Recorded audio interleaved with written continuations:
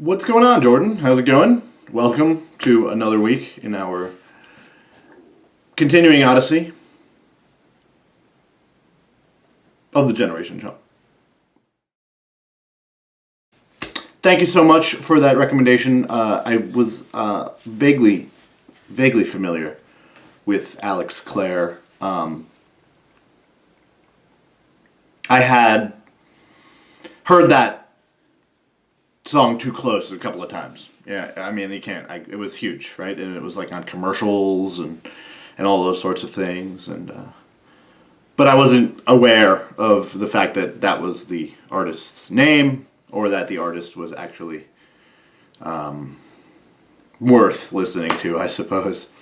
Yeah, no, he's good. He's really good, and I think bands, groups, people who have big hits, they have big hits for a reason, because the songs tend to be good on some level. Usually, I mean, I'm sure that there are exceptions that we can both point to, but I worry sometimes about artists who are good, who have like a major hit, and then go back to doing their thing. I hope that they survive that sort of major hit. Certainly, there's enough one-hit wonders in the world.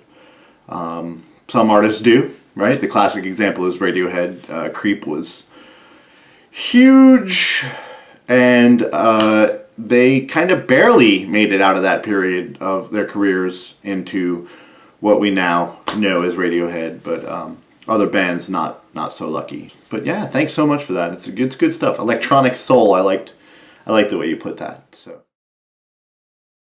So my recommendation is I'm gonna go with a meta pop star, I suppose. I'm gonna recommend Girl Talk.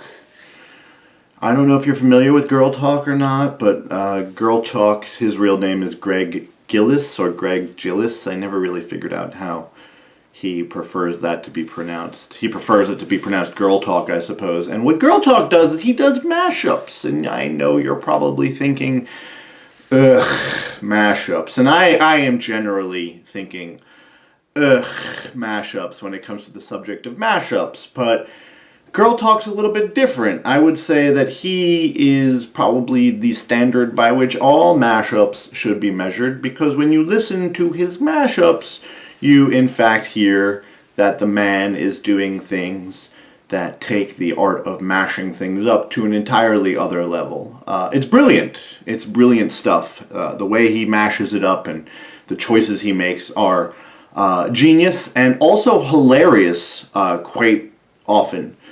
He mashes in a lot of rap music, so perhaps your roommate would enjoy him. And the language can be a little bit tough to listen to from time to time. I couldn't, for instance, play most anything that he does for like my students during a lab or something like that. But at the same time, he is really making some really brilliant choices, and it's not easy to do what he's doing, which is probably why he hasn't put out an album in 3 years. But I think one's coming out this year, and I'll certainly be interested in catching it and giving it a good listen to. It takes a while, I think, to put him out. And then the interesting thing with him is that he doesn't actually ask to license any of the music that he licenses. And so what he does is he makes the music completely available to everyone for free for download. He does not charge because he can't. And then what he does is people are like, wow, you're a genius, come and DJ for us. And so he makes his living basically DJing his mashups, which I think is a relatively brilliant way to get around this rather bizarre copyright structure we have in this country. So yeah, Girl Talk, check him out. He got name checked recently in a CGP Grey video. Grey was like, this is what I listen to when I make my videos. So that reminded me, oh yeah, Girl Talk, that guy's awesome. So I'd be interested to see what you think. I think you'll enjoy it. To me, it's kind of like what music sounds like in my brain, like sort of with it all jumbled up. So let me know. All right. Not so much to report on the home front or the work front. I noticed that you caught yourself. You're right. I don't need luck during this upcoming midterm week. My students probably do need some luck.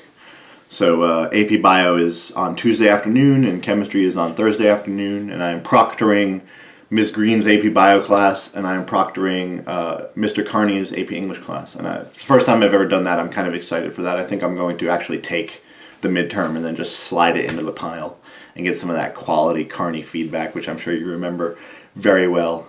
I feel like being eviscerated by Carney's critique is something that's been lacking from my career up to this point. So hopefully he'll just tear it to shreds, because it's gonna be garbage. Let's face it. Yeah, but that's it, man. Just kind of moving along, working along, doing the thing, and the other thing, and some other things. That's about it.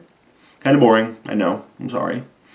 Yeah, so I will see what you think of Girl Talk next week, and I hope that the classes and so on are well established and going forward without too many problems.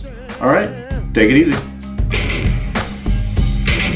But I'm a creep.